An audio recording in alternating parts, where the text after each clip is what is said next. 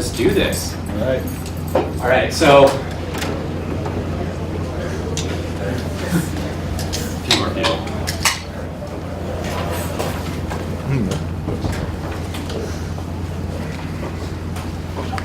All right, so we are Adamant Engineering, and we are excited to show you our prelim design presentation for Project Duck Hawk. It is actually a combined effort between Adamant Engineering and a mechanical independent contractor, Esteban Cortes. You'll see him in the next presentation as well. He got to be on both teams. So for the agenda today, we're going to start with an introduction to the project. Just talk a little bit about some of the business case, concept of operations, that kind of a thing. Then we're going to go into some of the design features and characteristics of our airplane, some of the design choices that went into it, maybe why we chose some stuff that we did, some preliminary analysis of some parts. Then we're going to go into a performance assessment of it so far in terms of mission performance, stability and control. And then we'll talk a little bit about our verification plans for next semester and do a project update. So that's the agenda for today. So team organization, I am Charles Manning. I am the team lead for this project. Aiden Bramer would be my assistant. And then, yeah, I guess I can just go down the line. We have Esteban Cortes, mechanical engineer consultant. We have Carlos Ojita Palma, Sean Amarena. We have Arvin, Monish, and Kendall. All right, so what the heck is Project Duck Hawk? Essentially, right now, the mission is that El Paso Natural Gas Company currently uses a tiny Cessna plane to survey pipeline. They have two guys flying it once a month, really low to the ground, and obviously this has some problems with it. It's a little bit dangerous for the pilots, for people on the ground. There's some extra costs associated with it. So really what the idea behind this project is that we want to replace that Cessna with a surveillance UAV, the Duck Hawk UAV. So that would be the mission. Some of the business cases on why it would be desirable for the company to make the switch is if El Paso Natural Gas outsourced or contracted the work every month to a different company, by the hour, by the trip. We're looking at a 10-year total of over $1 million. On the other hand, if they did it in-house, hiring people, buying resources and assets, we're looking at, sorry, that's the wrong case. It's actually supposed to be about $500,000. So there is definitely a big opportunity that if we can bring that cost down, it's going to be a savings not only for the company, but it's also going to be safer by getting the pilot out of a dangerous flying situation. So that's the idea behind it.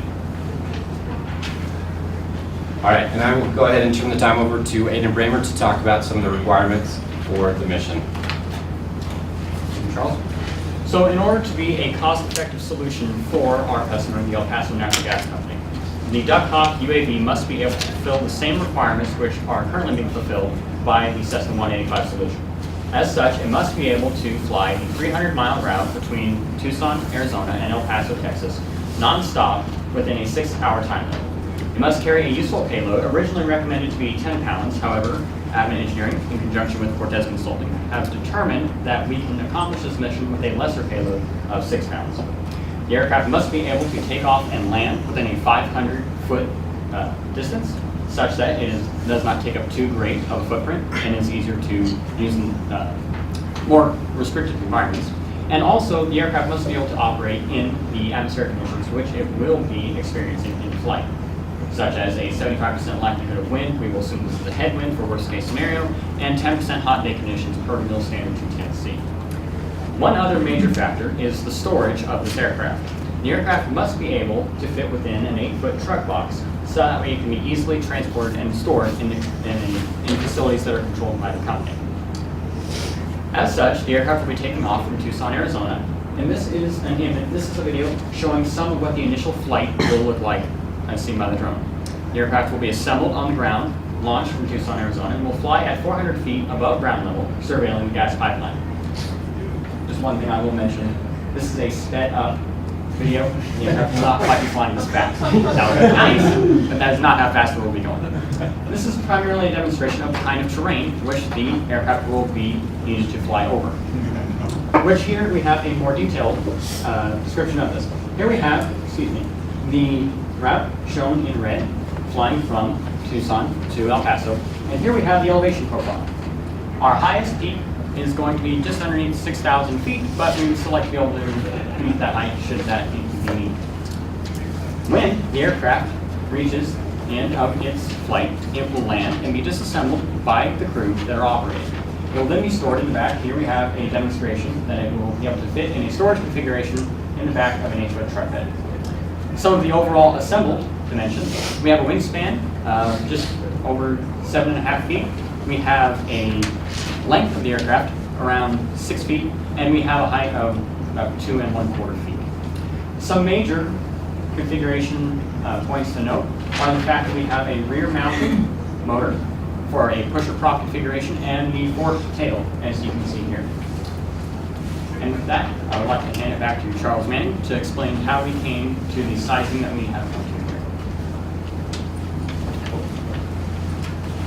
All right, so designing an aircraft could be a little bit complicated. You know, where do you start? So what we did is we started with a weight estimate. We want to get an initial size of this aircraft. We wanted to figure out how big it is. Sometimes I use the analogy, if you have to move a ton of rock, obviously the perfect vehicle to do so is a pickup truck.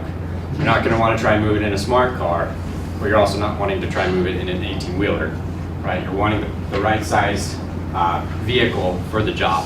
So this initial weight estimate is that kind of a thing. It's trying to size the airplane to the job. So basically what we're doing is we're going to take the different parts of the airplane and we're going to delineate them into different groups, 3 different groups to be exact. An empty weight, a fuel weight, and a payload weight. Now just those by themselves aren't very useful, but if we divide it by the takeoff weight, we can come up with what's called non-dimensional components of weight. So like a weight ratio between the empty weight and the takeoff weight, or the fuel weight and the takeoff weight. And what this allows us to do is we can compare those ratios to other existing aircraft to make sure that we're sitting where we're supposed to be. So that's what we're going to be doing over the next slide. Over the next slide, we'll be talking about these 2 different weight ratios and developing them and back solving to find out what the actual takeoff weight's going to be.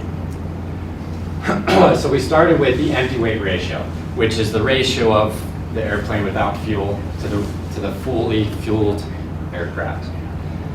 So looking at 3 similar existing UAVs, the Scan Eagle, the Penguin, and the Liama, you can see the different weight ratios right there, anywhere between 0.4 and 0.7. So we went ahead and had an initial design choice of 0.5.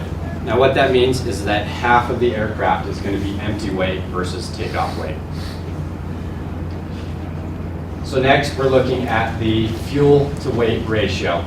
Now there's 2 different kind of requirements. There's a range requirement and an endurance requirement.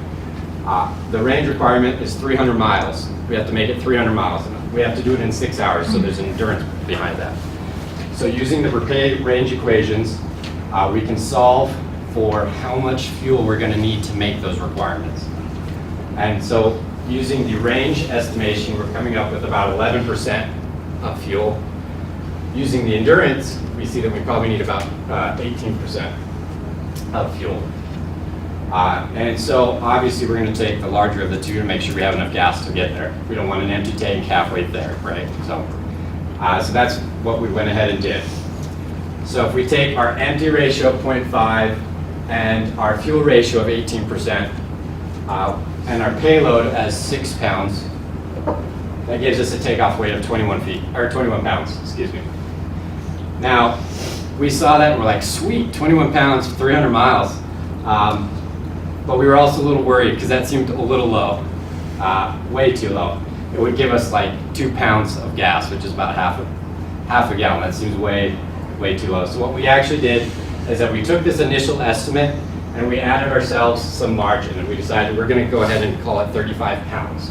And we're going to add that additional weight to fuel for now, but with the understanding that if we need to, we can make the fuel tank smaller, or we can take some of that extra weight that we're designing our wing to, that we're designing to make sure we have enough weight for 35 pounds. We can add it to structure if we need to make something stronger to handle maybe a higher gust of wind or something like that. So by taking that out, we get left with these different components of weight. So right now, we have an empty of 10.4 pounds, a fuel weight of 18.6 pounds, and a payload weight of 6 pounds. And like I was mentioning before, we were already starting to do an analysis in terms of the structural components. And with the Roscom estimations, we're thinking it's on the lower end, so we're probably going to change some of that fuel to weight here, to structure coming up. Now, just kind of, it's nice to have metrics on how your plane is doing. The weight escalation factor is one of those metrics. Basically what it means is for every pound of fixed weight that you either gain or you lose, you can lose 3.2 times that amount to the scalable weight, the empty weight. And so the desired weight escalation factor is underneath somewhere between 10 to 8, or 8 to 10, sorry. So what this means is that our weight isn't going to balloon out of control when maybe structures come along and we need to add weight to something. It's not going to balloon out of control. It's going to scale very nicely. All right, I will go ahead and turn it over to Kendall Jones to talk about the wing sizing and design. All right, thank you, Charles. So we began our wing sizing with a constraint analysis diagram. The constraint analysis diagram is a diagram that shows us how our vehicle needs to perform during different flight modes and flight regimes. Because we have a relatively simple flight regime, it makes this constraint analysis very easy to do. We have our takeoff and rate of climb requirements. Those requirements are directly derived from FAR number 630, I believe. And those requirements are set to make sure that we can achieve a 50-foot lift after our takeoff within a certain amount of time. And also, because of the rate of climb that the federal law requires that we be able to perform, outdoes the rate of the maximum rate of climb with the mission. We're going with that one too, which is a 10% rate of climb. 10% rate of climb is in case we do need to avoid an obstacle, which is very pertinent, especially considering the low altitude that we're flying at. We also, you will notice, took into account a 6G turn. We are not going to be performing a 6G turn, but because of gusts, because of the wind speeds that are pretty phenomenal within the desert and the mountain ranges between El Paso and Tucson, we want to be able to make sure that our vehicle can handle those kinds of loads due to the wind speeds. And what happens from this is we set a point. Our points are based off of a power or a weight loading and a power loading, wing loading and a power loading, to be able to get us to size our wings and our engine appropriately to be able to handle those kind of flight conditions. From these, you'll notice later that we do have a very overpowered engine. So fortunately for us, we can stray far from the axis in the vertical direction very easily without taking too much weight. We were supplied with a very powerful engine that can surpass all of our requirements this way. However, for the wing loading, you'll notice that our plane is kind of shifting around a lot. And that is due to some, I have them over here. There we go. When we went through some of our iterations, we realized that we were lacking in fuel efficiency, landing distance, and some range and endurance parameters. So we moved our design point, and we came up with a design point that gave us a wing size of 7 square feet, a taper ratio of 0.6, an average chord of 11 inches, just short of a foot, and we do have a wingspan of 7.6 feet, as Aiden explained earlier, with an aspect ratio of 8, which actually works out really well considering most of Roscom's equations for small aircraft require that we have a smaller aspect ratio as such. The next coming into hand is finding an airfoil that's going to fit this wing that we've designed, that will be able to get us the distance and get us to endure. We did a lot of research through low airspeed airfoil data from Zwick. There's a 3-volume series of low airspeed wind tunnel data.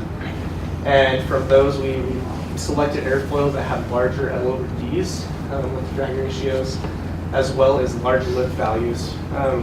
Problem with high gusts is that our angle of attack can be easily offset, causing us to stall and fall, which means that we want to have high initial and high max weight or lift values so that we can stay far away from the stall region. We have a design matrix here, and you can see we scaled all of these components together so that each of them can have a relative weight, because obviously a lift to drag ratio or a max lift to drag ratio for an airfoil of 161 isn't going to scale very well with a 15% maximum thickness. And using these scale factors, which we decided as a team, and a matrix, we were able to choose the Douglas LA-203A airfoil. This airfoil is the middle one here. These are our top 3 candidates. We have the FX-63137 airfoil, the Portman airfoil, the Douglas LA-203A airfoil, and another Douglas airfoil, which had an inverse camber in case we did need to provide lift from our horizontal tail, if need be, just so that we can provide a little bit more stability and overcome some of those lift defaults. And we also picked airfoils that had large max cambers or large maximum thicknesses. Those maximum thicknesses were able to make it easy to design and manufacture for us. Unfortunately, Douglas airfoil still falls a little bit short in our calculation for range and endurance. So we are actually proposing to incorporate a gurney flap, a 1% gurney flap. It's 1% for the depth of the gurney flap per the chord, which puts it about 1/8 of an inch of a gurney flap. An eighth inch gurney flap. Benefit of having a low percentage gurney flap is that it actually benefits our lift performance while being very negligible in drag moment coefficients and how they alter those. Using some equations that Traub was actually, or Dr. Traub from campus here was actually able to derive, we're able to adjust our lift curve slope and our lift curve to compensate for the gurney flap's performance. And using that, we do have our 3 curves here. Some key parameters being that we have a maximum lift of 1.72, which is really nice, which is obviously going to need to be verified in the wind tunnel later. It's an awesome value because it means that we will be incidenting around a level with a level wing. That level wing puts us 10 degrees away from stall, which is sufficient to overcome those gust of winds. We also like this airfoil because of the relatively level moment curve and the relatively level drag curve. Obviously, they're out of aspect because of the plot, but they are relatively level, meaning that we can predict the performance and if need be, adjust the incident of them so that we can maintain stable performance. I'll now pass things over to Esteban Cortes, who will go over some of our fuselage sizing. Thank you. Okay, so for the fuselage sizing, something we call the Empennage ratio was used. So this is basically a D over L ratio that helps us initialize how long is it going to be, how wide it's going to be, and what's the diameter. And initially, from resources, I'm pretty sure it's Reimers, they told me to use a 6, so start off with 6 and we iterate from there. Okay, so that's no problem. So as I was thinking about this, we have to have requirements. Requirements are such as mounting for the payload, accommodate a fuel tank, mounting for the engine, and sustain that 2G minimum turn or the 6G maximum turn. So after many different iterations, we came up with this final design, our final iteration here. So it is 29.75 inches long. It's got a diameter of 5.04 inches or 5 inches. It's got a nice weight of 8.9 pounds, and is something special that we added as an integrated fuel tank. We'll talk more about that later. And we got the required fuel volume of 185 cubic inches, and this does include something called trap fuel, 5% of trap fuel that the pump line can actually not collect. We have a wiring hole for the front bulkhead, as you can see, or as we'll explain later, most of the payload is up in the very front bulkhead. We have sufficient mounting for the engine, And the material was selected to be 70-75 aluminum to sustain the G loadings that we will talk about later. And since there is no technical integration for the fuselage for mounting and landing gear, or for landing gear and wings, the T-brackets were assembled, which will be explained later. So now I'll hand it back up to Charles to explain the fuel tank. All right, I don't know about you guys, but this is probably my favorite part of our design. I'm excited to tell you guys about this. So, we need to carry fuel with us, right? Essentially with it being 18 pounds of fuel for a 35-pound aircraft, we're essentially a flying fuel tank. So this is kind of an important part of the design, right? So the question came about, what kind of fuel tank are we going to use? Are we going to use what's called an integrated fuel tank, which is where you seal up part of the actual structure to hold the gas as the tank? Are we going to use a bladder, which is kind of self-explanatory, or are we going to use it pre-existing? We're going to buy one and somehow bolt it in our fuselage. So those were the three options that we were deciding upon. So we decided to go ahead with this decision matrix to kind of assess the performance of each one to make the choice for us, or to make the choice easier for us. Some of the most important factors, being a student project, obviously we don't have a whole lot of budget, so cost is a big percentage. Performance and weight is a big one, since it's so small that it's a very important part of the actual aircraft. Manufacturing we put at 20% because we're going to have to be building it, right? So it was kind of important that it's easy enough for us to build. So by doing this quick decision matrix, we actually came up with an integrated fuel tank as our best choice in terms of performance, weight, cost, manufacturing. So that's what we went ahead and decided to make, was an integrated fuel tank in the fuselage. So what we're going to do is we're going to, after we build the fuselage, we're going to seal up some of the inner structure to serve as a gas tank. So some of the other fuel system design choices that we made this semester was influenced by some automotive features that you see on cars. A fuel cap, for example. We have one on top for the easy fill of the aircraft. We have what we're calling a fuel tank sump panel. So we do have a panel on the underside of the belly so we can get in there, seal it up. Maybe if we need to do maintenance on the fuel filter or get in there, we can do that. So we have a little panel there for that. And then of course, with it having so much fuel, the majority of the fuselage is the fuel tank. So we wanted to go ahead and add a baffle in there so that we don't have fuel slosh, so that we're not going to lose control of our airplane as we make turns, as we adjust or do maneuvers, just to kind of help prevent an out of control situation. And then there were some other influences by small engines, namely weed eaters, weed whackers. So we decided we were going to use a flexible fuel line in the fuselage so that it'll, with a weighted fuel filter, so that it will seek the lowest point where the fuel is at. We're going to have a grommet here with the holes for the fuel line, for the tank vent line. We're going to have a tank vent valve. So that's some of the preliminary designing of the fuel system that we did. There's going to be some more work that's going to be done on this next semester. Namely, we're going to have to do some material studies to find what we can seal it with easily to make sure that the gas isn't going to eat through it. There might be some survivability studies that we're going to have to do next semester to make sure that if it falls, it doesn't go kaboom. So there's some more work to be done, and this is probably my favorite part, and I'm excited about this, but this is kind of what we have so far. All right, I'm going to go ahead and turn it over to Manish to talk about some of the empennage sizing. Good afternoon, everyone. So, empennage is one of the most important part of the airplane, in which you see every time in the airplane, there's the tail behind it. That's what we call empennage.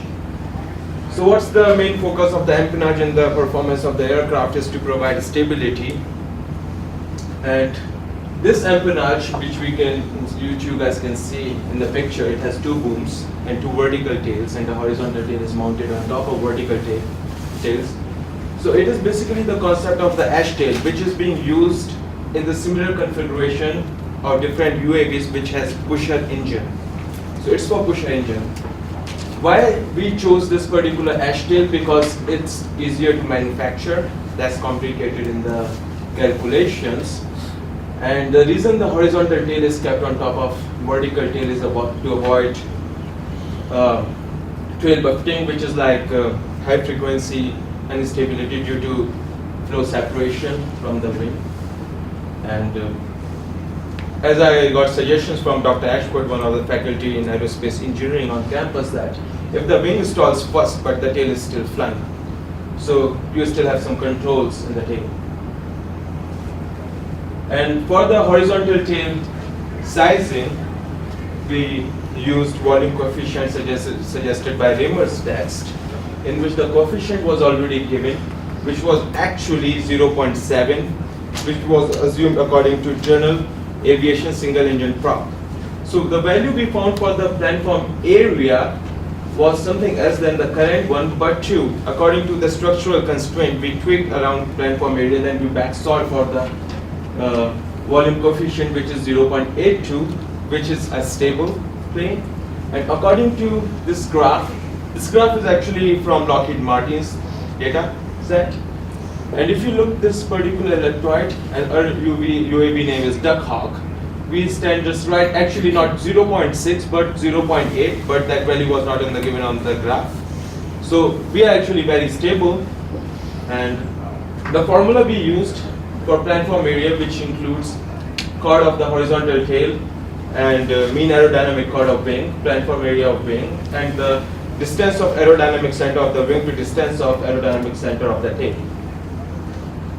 Similar concept is used for vertical tail, but the parameters changed.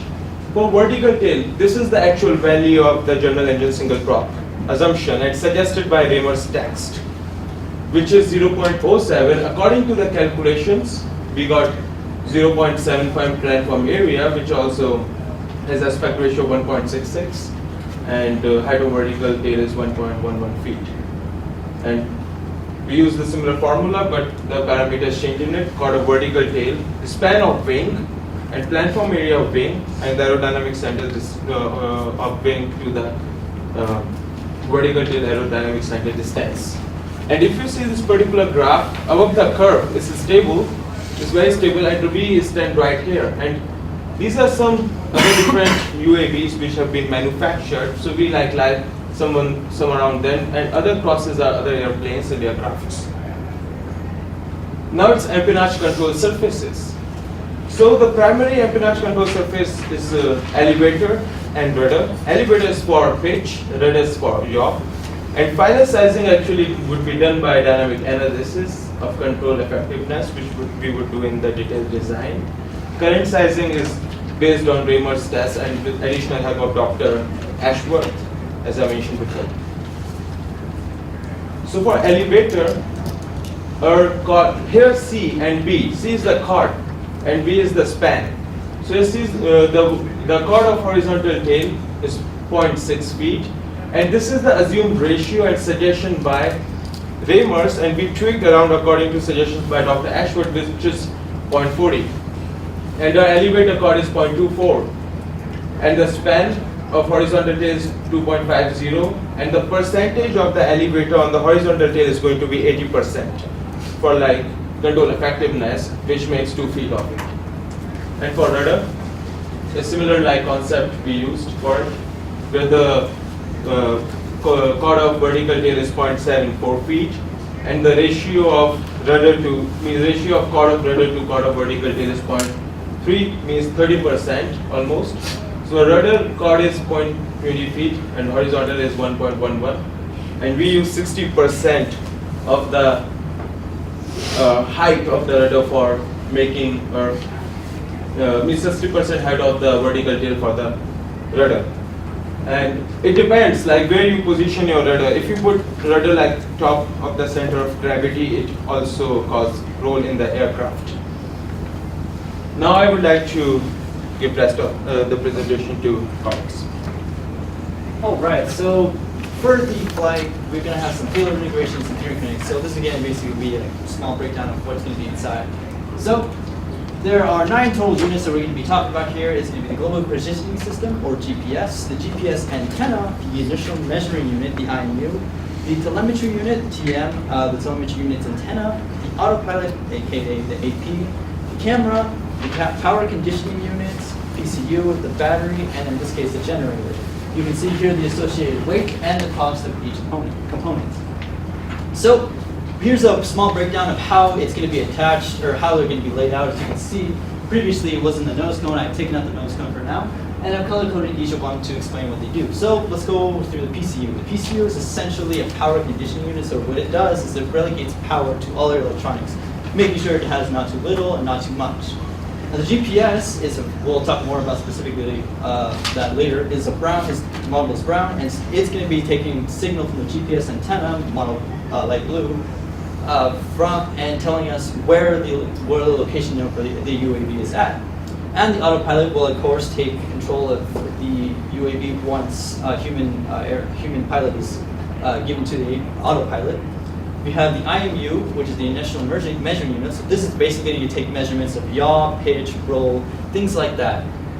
We also have the telemetry unit and the telemetry antenna. Now these are technically together because the telemetry will take all of the data collected from the autopilot and the camera and sends it back via telemetry antenna. Well, and their power supply is going to be a generator and a battery. So the generator is actually back here, you can see, and a battery is essentially a backup. We'll get into more of that later. And to actually visually inspect the pipelines for any leakages, we'll have a camera modeled here in dark green. So some choices we made. So the GPS is a very sensitive module. It does not like noise, such as line noise, natural fluctuations of the signal, or shot noise. So things we did to mitigate this is it needs to be cased in some type of metal barrier away from other electronics, or completely case it in some metal barrier, or worst case scenario, a relocation of the GPS. Now this isn't the only unit that actually has specific qualities that need to be taken account of. The IMU is also essentially kind of the same, except signal noise isn't all that important to it. Mainly it's CG location. So the IMU is typically wanting to be near the CG to get accurate and precise measurements. However, in practice this is almost never possible as CG is obviously taken off by other things such as a fuel tank and wings. And so to do this, a calibration requirement must be done to assure that IMU is actually getting proper measurements. And an issue with the IMU as well is it's prone to vibrations. So any type of vibrations can affect the calculations that it does to tell you where it's at. So to mitigate this, IMU actually comes in with some screw holes, which will be nicely attached to the bottom of the fuselage, or to the bottom launch line. So here's an equation that we use to figure out the amount of power, backup power that the battery would produce. We just use Ohm's law and a simple time equation where just a canceling of units. And we're going to see, let's see the generator. So does the generator meet all of the power requirements that we need? Yes, it does. It actually has the nominal voltage of 9 to 32, which most of the units run between 5 and 30 volts, which is kind of nice. So it provides sufficient voltage, as well as the sufficient amperage. So here's the current of 3.92, and the total max current is 2.43. So it meets current requirements, which is quite nice. The nice thing also is it does also meet power requirements. So as you can see here, it's actually rated at roughly 30 watts, whereas the output of the generators were at 49.9 or 50 watts. The nice thing is, or the only problem is that since there is no test done on the engine yet, the sizing of the ratio to make sure that this generator is running at a maximum efficiency hasn't been done yet, as the test needs to be completed still. So with all that in mind, we have a small wiring diagram that's going to be used. So this is going to be essentially a wire layout of where all the pins are going to be used, all the connectors and things like that. They're color-coded for a specific reason. We'll get into that a little more. So wiring, essentially, I just chose some copper wires. They're most used. They're abundant. They're one of the cheapest ones, and they'll get the job done. For insulation, there are many types of insulations that we use, mainly thermoplastics. And the certain type of thermoplastic we're using is called the high molecular weight polyethylene, and it's actually rated at 75 degrees C or 167 degrees Fahrenheit, which is nice because it does meet with the 140 degree requirement that the plane must sustain at constant times. So for the wire gauge, we use the American wire gauge. There are very nice tables to figure out what you need. And for the payload components, so this is just the PCU sending out power to all the payload, not the generator or the battery. 30 was chosen as it has as the max of the payload was 0.5 amps, so that's the current power draw that's going to need. As for the battery in the PCU, it's going to be a little more since you have that 2.2 or the 2.2 amp hours amps we were talking about, and to assure that when you connect these, you can actually physically move them around and connect them and disconnect them. 20% was added to each slag of wire. Katia actually modeled these lengths for me, and as you can see, they're color coded as well. So we're going to go into connectors. So the initial setup is these connectors there's 7 2-pin connectors, 7 3-pin connectors, 1 8-pin, 1 10-pin, and 1 20-pin. Now, notice that not all the pins are going to be used, as some pins are just dead pins that are just there. And like I said, to assist, the reason we have color-coded wires is to help with manufacturing. An issue that happens when you're manufacturing is the connectors get connected to wrong components. So let's say you have a GPS connector that gets connected to the IMU. Well, issues are going to occur. So to mitigate this, I actually created only made 8-pin connectors, certain pin connectors go to certain modules, such as the camera, IMU, and the GPS. Most of the 2 and 3 pins can be interconnected, but the specific lengths won't allow it. And since the signals being transmitted are mostly going to be receiving and transmitting signals as well as power and ground, not all of the pins will be used. And so here's a quick assembly of what all of the payload looks like inside the nose cone. A nice right around here, and the generator back here. All right, I'll hand it up to Aiden to talk about static margin and CG. Thank you, Esteban. So in order to aid in ease of manufacturing, we're going to be using some existing landing gear that we have down in Packstrap right now. This is an existing nose gear that we're going to be using, and this is a strut that will allow us to maintain stability in both the longitudinal and also lateral potentials for tipping while maneuvering on the ground. And so one of the main things that we have to deal with is where the center of gravity is going to be takeoff and landing when you're on the ground. There is a 15-degree rule that is used to describe the angle between the vertical, about the main gear, and where the center of gravity is located at any time. The 15-degree requirement is met in both cases of empty fuel and of full fuel on the ground. The other thing that is important to note is the top clearance that we're going to have. We're going to have for on the ground a 2.5-inch clearance. There is one potential issue, and it is that the propeller will currently strike the ground before the empennage will. We may be able to fix this by simply adding a small rod down here, such that the prop will be protected should the aircraft rotate back too far. One other thing is that we have a range of static margin in level flight between 25% and 55%, which describes how stable the aircraft is longitudinally. Because we have a minimum static margin well above the recommended values, the top and the recommended values, we will be considering some modifications to the design in order to have the aircraft be more efficient. And in order to provide less trim drag, which the aircraft needs to, which will result as a necessary consequence of the tail producing a force to counter the moment produced by the wing and by the center of gravity. In order to explain more about the effects of drag, I would like to hand this over to Arvind, who will go into that more detail. So for the total drag, we use the drag buildup method. So we basically calculate the profile drag of each component, like the wing, the fuselage, the tail, and the landing gear, and then added it all up along with the induced drag to come up with the total drag. So at a cruise altitude of 7,000 feet by flying at 72 knots, which is our cruise velocity, our UAV is generating about 7.6 pound-foot of drag. So the engine for our project was pre-selected. It's a DLA-85, which is this one. So all we had to do was make sure that the engine met our requirements, our performance requirements. So we made a power required plot for that. And this orange line traces the power required for different velocities at 7,000 feet.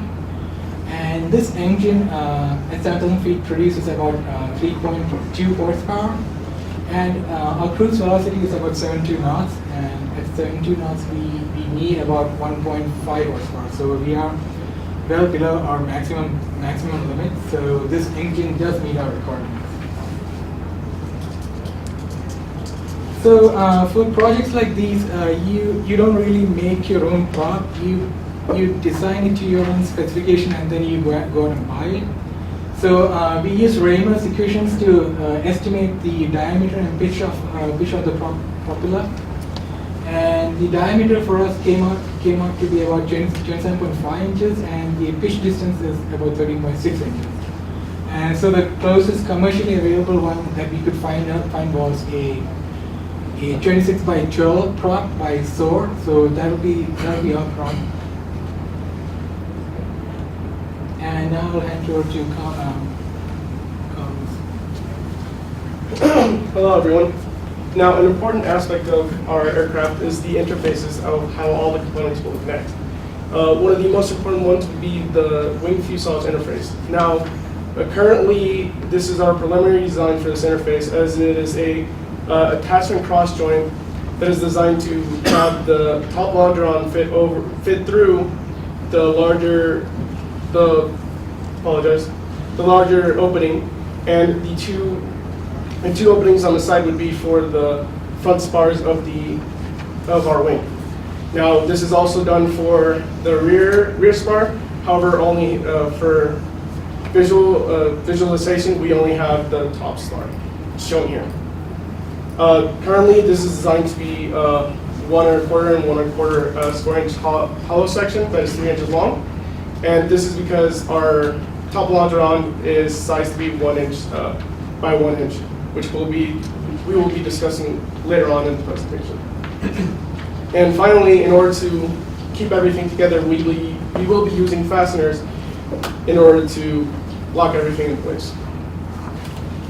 Now, I apologize, this information is a little out of place, but I would like to direct you to section 1 and 2 of this figure. These will be the locations through which the fastener will be placed. And from our calculation, our fastener analysis, currently the bearing and the tension failure modes will fail. Therefore, we will need to resize this fastener or possibly look into another kind of design. Now, and for our bulkheads, they are sized specifically to the thickness of our top longeron, which again will be done later in the presentation. And they will be 5.04 inches in diameter, and they are spaced as seen above. This is mainly due to the fact that we need the room for the fuel in order to complete our mission. The front bulkhead has a small circular hole in the bottom for the wiring. The second bulkhead is just flat.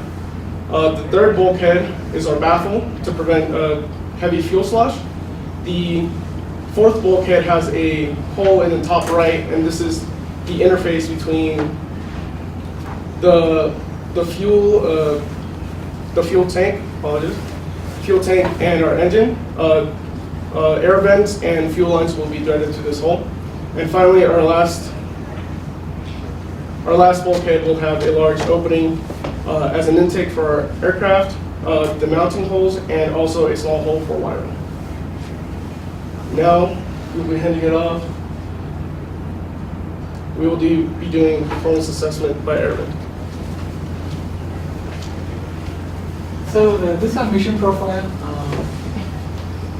We basically used Roskin's equations to estimate all these values for climb, cruise, and landing and descent. So for climb, our climb rate is about 32.1 feet per second, which means that to reach a height of 500 feet, it will take us about 16 seconds. And our cruise velocity, so our cruise time is dependent on our headwind. So we are expecting a headwind of about 18 knots. So we'll be flying at 17 knots to compensate for that. So it will take us about 4 hours to do about 300 miles. And loiter was actually not included in our RFP, but it was in we included loiter in the later stages because someone in the faculty told us that would be a great idea. So with the amount of fuel that we are carrying, we can afford to do about 35 minutes of loiter, and our descent rate is about 55.8 feet per second, and our landing distance is 488.5 feet. Now I should point out that according to RFP, we need to take off and land within 500 feet. So our takeoff distance is 107.5 feet. So both the takeoff and land distance fall within our RFP requirements. And now I'll hand over to Manish to talk about the stability. Thank you so much, Shubham. So again, one of the most important part for the aircraft is the stability and its controls. So the stability of the aircraft, we are going to focus on static stability, which has three parts: longitudinal, lateral, and directional. And dynamic stability would be covered in our detailed designing. The stability is actually ability to correct for the trim condition. If there's any disturbance in the aircraft, it should move back to its trim condition. It's like the power steering in the car. When you turn, it comes by itself, but that's done by the servos, but it is natural with the help of empennage and the wing size design. Now I would move for static longitudinal stability. If there's any disturbance in the pitch and in the cruise conditions, so it should return to its trim conditions. So the coefficient of pitch moment due to angle of attack is one of the basic parameter which we look at, which should be less than 0. And if the aircraft pitch up, it should pitch down. So we use this equation for calculating, suggested in one of the notes of our class for stability and controls, and it's from Bramer Stats 2. We have a negative 1.05 value, which means it's stable longitudinally. For lateral stability, is if there's a side slip disturbance in cruise condition, which it's actually roll, which causes roll, and it should return back to trim condition. And where like CL beta is coefficient of roll moment due to side slip, and it should also be less than 0, so it means it's stable. So our total value is negative 3.9, and the wing body and the horizontal tail and the vertical tail is one of the most important factor in it. Why wing body has so much like negative value in it? The reason why, because there's fuselage interference and there's no dihedral, but there's wing sweep that also involved in the equation, and the vertical tail. So total value is negative 3.9, which is actually too much stable, but it's not a bad thing. Static directional stability. Now if there's a side slip disturbance in the cruise condition, and if the plane yaws, so it should return back to its trim condition, and its coefficient of roll moment due to side slip, which should be greater than 0 this time, then it is considered stable, and our overall value is 0.16, which is greater than 0. So I would say it's directional stable, and only the vertical tail contributed for the roll moment due to side slip. The rest, wing, body, and the horizontal tail are 0. Now we would talk about design verification plans, and that's how we take to Carlos. Now, for the scope of our design, we were actually provided a fuselage built by last year's previous team. Now, in order to verify that the use of this fuselage, we needed to conduct testing to make sure it can withstand the expected loads of our aircraft. So, starting with the fuselage, we conducted a static load test, configured as shown, with two U-joint brackets hanging from the fuselage and mounted on the wings, as they are the main structural support of the fuselage. And then two hollow cross brackets are used to have a platform to load number of sandbags linearly from 1D up to 60. Now we chose 60 because as per FAR Part 23, our aircraft must be designed to withstand 60s. Therefore, this was set as our acceptance, no plastic deformation was set as our acceptance criteria, as if it plastically deforms, this will mitigate the structure of the fuselage and it will no longer be used properly. When we did this testing, we found that plastic deformation occurred at 2 Gs, therefore we did not accept this fuselage for our design. Now, with the other fuselage failed, we need to design our own new fuselage. So for the scope of this design, we began modeling the top longeron, the top and bottom longeron, as they are the main structural centers of the fuselage. Therefore, we did a simply supported beam to size these longerons. And we used a 1 by 1 inch square hollow bar as our cross section. Now, the point of this analysis is to find the necessary thickness for this 1 by 1 inch square hollow bar. Therefore, we loaded all the moments, we loaded all the expected loads on the fuselage and determined the max moment in order to determine the max bending moment, which we see as the critical load factor. As you can see here, this is our modified beam. We have these multiple loads, which we'll be going over in the next slide.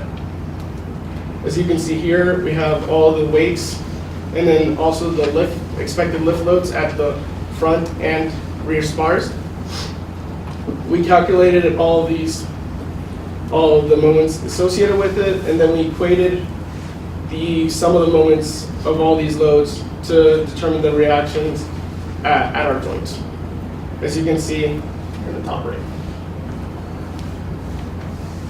Now with this, we then plotted a moment diagram using our previous table and determined that our max load would be around 3,381 inch counts.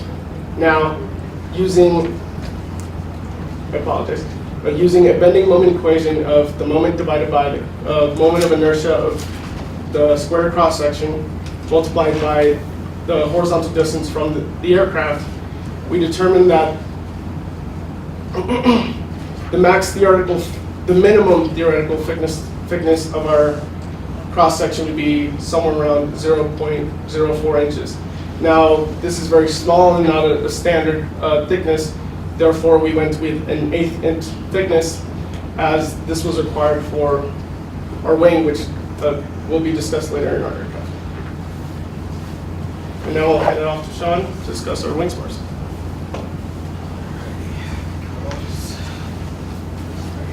So for the scope of our class, critical structures of each assembly were required for structural verification. For the wing, we have the spar analysis, which covers the main spar and the rear spar. For the empennage, we have the analysis of the boom structure because we were given empennage from the previous team.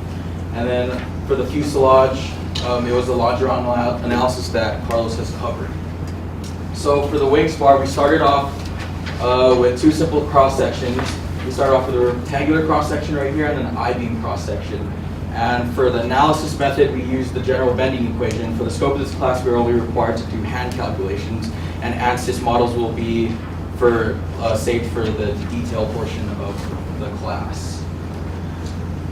So when we did a comparison between a 1/2 inch by a 1 inch by 1/2 inch cross section for the rectangular spar, and then for the I-beam spar, it was the same height and width, except the middle section was a 0.25 thickness.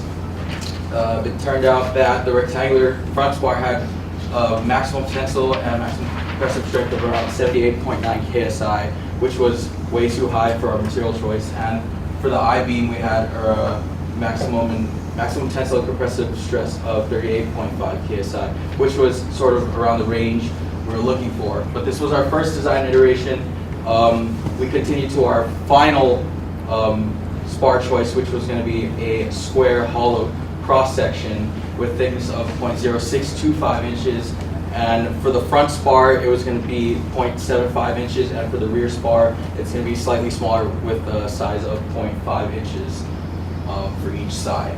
The same analysis was done, the general bending moment equation, as our first design iteration, and we compared it to the I-beam calculation. We got a slightly lower maximum tensile and compressive stress of 37.1 KSI compared to the 38.5 from the I-beam.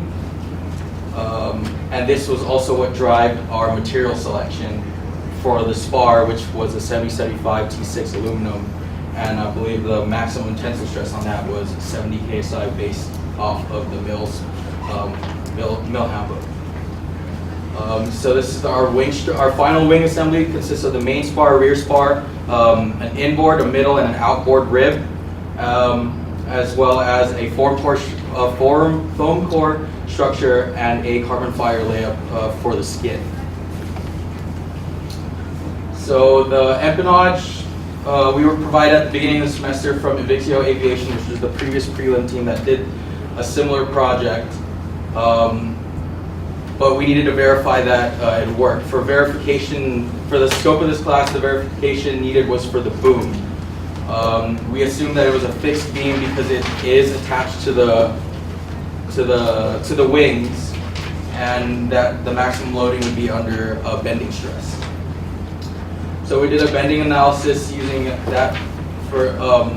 We used a bending analysis and came out with a value of 20 KSI. Sorry about that error right there. But the value for carbon fiber that we found was around 40.1 KSI from CES EduPac. We did accept the boom as the boom structure for the Duck Hawk UAV, but the whole vertical tail and horizontal tail needed to be resized because it was for a different size fuselage. So we did resize the vertical tails and the horizontal tail for the Duck Hawk UAV. Even though it wasn't part of the scope of the class, we did add some structural rigidity to the vertical tail and the horizontal tail by adding spars within the structure of the vertical tail and the horizontal tail structure, but analysis hasn't been done, but it will be done for next semester. And then I'll hand it off to Charles to cover the project. Let's talk about money. All right, I will go quick. So here's an EVM financial accounting of our project so far. We started out with a budget of about $200,000.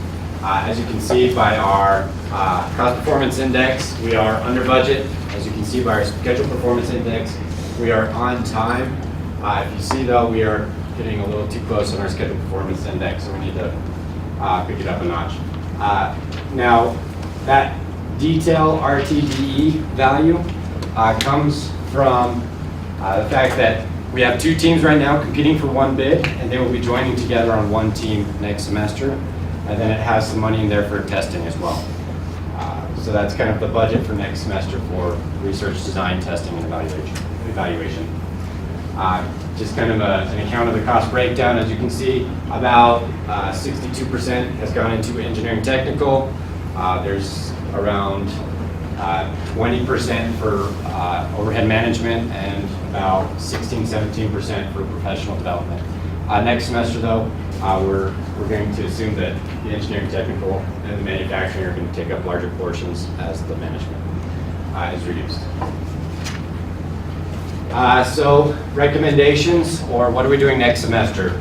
Just some simple things. We're going to do some fuel consumption testing, engine validation. We're going to maybe do some weight refinement and optimization. We're going to do some structural testing, wind tunnel testing, flight testing, and flight prototype testing. So that's kind of some of the big items on block for next semester. There might be some design configuration changes. For instance, you guys saw how the static margin moved. Maybe we'll look at a wider and shorter fuselage so it doesn't move so much. We might look at maybe a different fuel tank if we can't find a material that'll seal up that fuselage. So those are some of the things we're looking at for next semester. And of course, we would like to thank all of the wonderful professors here. I know we bug you a lot in your classes and in your offices. We'd like to thank you for your help. Yeah. Time for questions.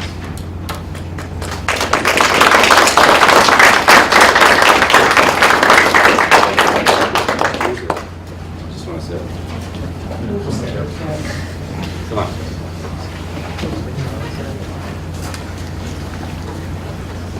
Just a process check on time here, guys. I know our next presentation starts. We'll leave at 3:30. So let's give it 10 minutes for questions. And then we'll wrap up and get 5 minutes to transition to the next group. Okay? All right, I guess I'll start on this one. I'm Robert Anderson, Recon Systems. So I saw you reported earned value at the end there. Did you use it at all for tracking the progress of your design efforts, or was it just an assessment? No, we used it throughout. We actually had Microsoft Project, and we had an outline done. And so I was tracking the earned value in project, Microsoft Project. Obviously, the projected value is just a baseline budget that we were estimating based on number of hours, number of people for the entire project. And then actual cost would be the timesheets that we submitted. So we were tracking it throughout the entire project. So at any point did it uncover any issues that you had to address? Yeah, there was a couple times, as you can see, when we started falling a little behind schedule, and we definitely needed to pick it up and work more hours to make sure that we were going to meet our deadlines. So it's kind of interesting that you might see it right before a lot of our milestones. So it's interesting how our hours pick up right before those milestones. So Oh, that's good. Roger Bartlett, Raytheon Missile Systems. I just had a couple of questions around the fuel tank primarily. So you got this fuel tank design. Do you have any requirements that your professor's getting you in terms of life cycle costs? Do you need to protect the inside that fuel tank from corrosion, from the fuel itself, that sort of thing? there actually wasn't any given in our RFP.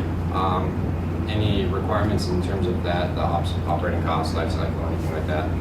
But it's definitely something we want to look into when we're doing our material testing. How about sloshing, fuel sloshing, and CG movement? That's why we wanted to integrate the baffle. That's just the preliminary design right now, but we will be looking into actual proven designs to integrate a proper baffle.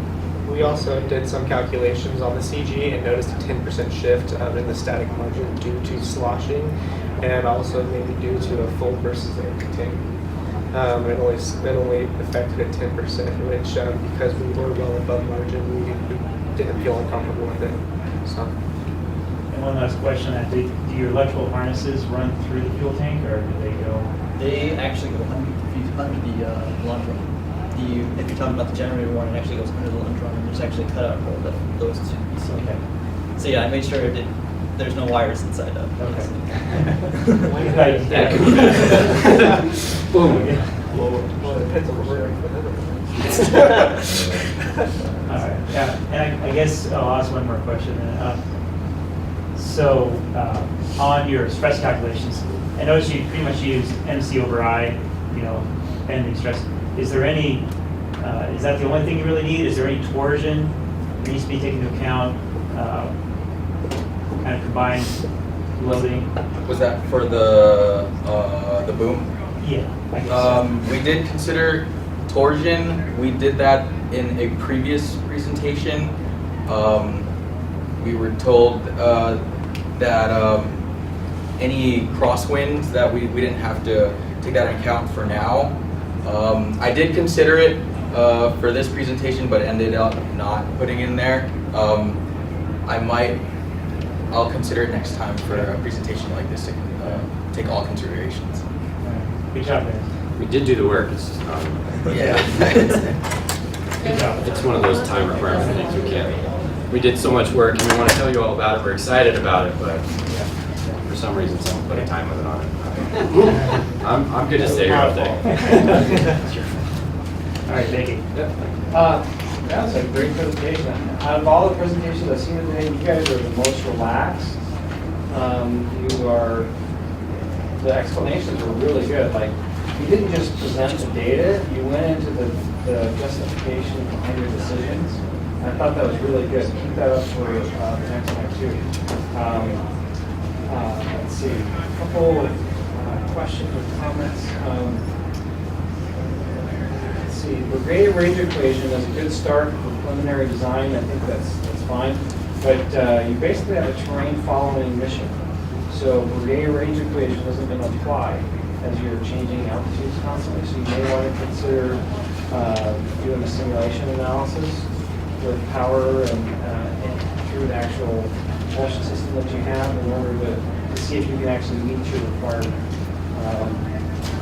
But for preliminary design, that's a pretty good start. The avionics system, was it you that first? So the avionics system, I liked how you put together everything, the avionics system, you accounted for the wire lengths and everything. That was good. You were very sensitive to integration issues in preliminary design. I thought that was really good. One thing you may consider is just figuring out a COTS autopilot to buy for, there's many out there for this class of vehicle. Piccolo's a really good one. They got everything already integrated in there, GPS, INS, data link, you name it. And that will save you some development time for the autopilot. Let's see. The integral fuel tank really concerns me, especially given the failure that you guys had at 2G was with the previous fuselage structure. A small issue that occurred with the old fuselage is that the old team didn't test what material they had. So instead of 6061 aluminum, they had some local 4000 grade. So And they welded it. yeah, and they tried to weld it with inconsistent thicknesses as well. And so a bunch of I want to say like they didn't really account for the testing of the material that they had. I think it's okay that you're planning on an integral fuel tank, but I think it's risk to your vehicle. So you want to pay attention to that. You want to do some testing on different sealing approaches for your integral fuel tank as you go into detailed design, because I think that's going to be a potential problem for your vehicle. Do you think that a bladder would be better, or do you think that maybe just like a pre-existing one that we bolt in? Well, you have kind of a unique shape, so bladder might be, a custom bladder might be better, but I don't know. I'm not a fuel guy, but this thing's gonna flex, the whatever sealant you have is gonna flex, over time it's gonna crack and you're gonna get leaks. Let's see. I didn't know whether or not you guys need a communication link for your data. Are you gonna be monitoring the data from the pipeline in real time, or is it going to record it and then you guys will look at it afterward? Because that didn't quite come out in the So presentation. for most telemetry units, you need a satellite to reach past about, I think, 5 miles. And so what was out of the scope of this class was the telemetry unit would give you, or it would take data in as the flight occurs, and then on takeoff it would give you, or on descent, on landing, it would then receive the data from all of the pictures it took. Very good. And then structures. There's two structures. You said 40,000 is what your calculation says that you needed. Yeah. But you went with 1/8 of an inch without any justification. Yeah, I apologize. Some stuff were moved around. Initially, we went with 1/8 of an inch due to the fact that this thickness will be, I guess, I apologize, I don't really remember why we went with 1/8 of an inch. There's all the numbers in my head. It's a durability issue, landing gear loads. I'm guessing there's some other reason, but Is this for the bulkhead? No, for the top blunder. I believe that part of what we, brought us to that decision was that we could order manufactured parts that made it a lot easier for cost reasons. Next semester, we technically do only have that $1,500 budget for the whole project, real budget. And by providing an 1/8 of an inch, we are providing extra structure for things like the fuel tank, the integrated fuel tank, whereas we technically have weight to spare in that way too. We did look at a 1/16 of an inch, but when we did the structural analysis, we thought it was going to fail. Because part of our requirements is that we have to sustain a 2G turn, but we have to withstand a 6G gust. And so that's why we went from 16 to an 8. Thanks. Hold on. Thanks for coming. Okay, just as a time check, we've got a couple of minutes, so we're gonna have to be really quick on the last comments. We've got to get the next group in here. Lightning round. All right, Phil. Open loop feed to beta ratio, have you looked at that? Sorry. The feed to beta ratio, you can get that from your lateral directional stability rhythms.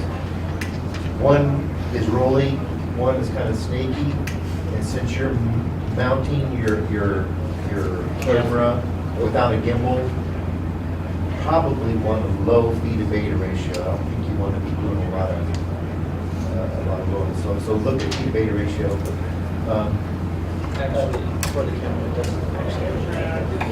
Your gimbal? Yes. Okay, well, that didn't come out. It's part of the cylinder to the bottom half. Yeah, gimbals. Okay. Yeah. Well, there you go. You're going to get vibration from the motor and the propeller. That's going to feed into the IMU, you may need a notch filter, that may feed into the camera. So just be aware of that vibration issue. That's it. Thank you. I'll be quick. Interconnects, key your connectors if you can, so they will only plug into the ones they're supposed to plug in.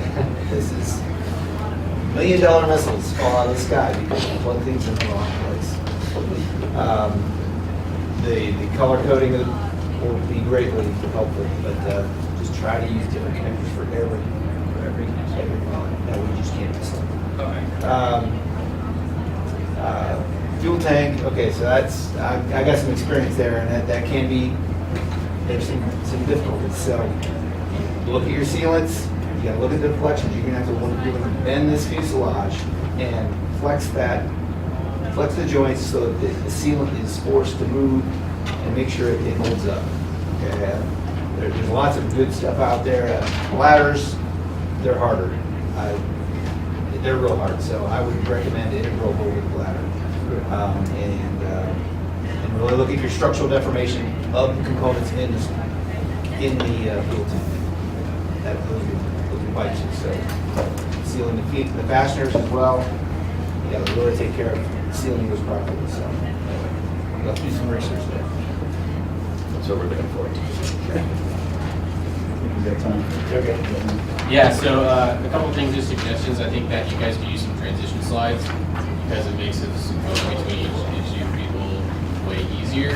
Also, I think you could do a little restructuring on your presentation. It bounced around way too much between ERAU to whatever to back to cameras, all of a sudden with structures, and then all of a sudden back to ERAU. You just like make it real smooth, make it nice and pretty. I had a question. So for your camera, you just mentioned a camera and you put a price on it. Along with that, what's your operating altitude? What do you need to fly at? Because you never really said that. You just said what the Cessna flies at. Yeah, according to the RFP, our aircraft needs to be capable from anywhere from 0 to 7,000 feet. Okay, so. But we will be flying at 500 above ground level. Above ground level? Okay, so yeah, you might, depending on what you're doing, since you don't have a pilot, you might be able to fly lower. You might be able to get a cheap camera like that, but I know with my RFP, we had to have a pretty expensive camera to get what we needed done. So just want to throw that out there. And then the landing gear, you kind of just threw it in there, said we already have some, but have you done any analysis of if they're going to work? As far as structural or as far as Structural. Okay. The weight class of UAV based on the size of the motor that is used is listed as the size motor that the primary strut is used for. The nose gear was also designed for a similar weight class UAV. Yeah, you got it. Yeah, I recommend saying that because you basically just told us to get a landing gear. So just you want to make sure you want to say that out loud. And then at the very end, I did a DBF myself. We flew. And then you mentioned that you just have some simple things you're doing in the detail phase. I'm going to recommend you don't say simple. There's nothing simple about the details. So, but good job, guys. Okay, so we're ready to go. We're going to switch gears, bring in the next team.